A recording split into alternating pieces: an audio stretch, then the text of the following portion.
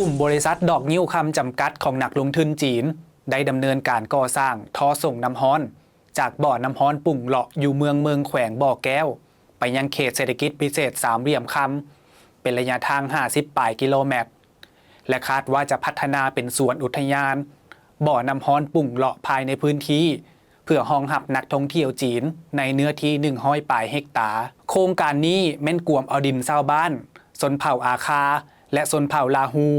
ที่หาอยู่หากินในพื้นที่จำนวน44ครอบครัวในนี้ถือกวมเอาดินนาดินให้หมุนเวียนและดินปลูกหมักไม้จำนวน44ตอนดินปัจจุบันชาวบ้านที่ถูกผลกระทบยังคงอาศัยอยู่ในพื้นที่คือเก่าขณะที่ทางกลุ่มบริษัทจีนยังบ่ทันจ่ายเงินค่าชดเชยให้ชาวบ้านเถื่อถึงแม้นว่ายังมีปัญหาข้อขัดแย้งเรื่องที่ดินแต่โครงการนี้ก็ได้รับอนุญาตให้ดำเนินการต่อไปขณะที่ทางการลาวสัญญาว่าจะติดตามค่าชดเชยให้แก่ชาวบ้านตามกฎหมายของลาว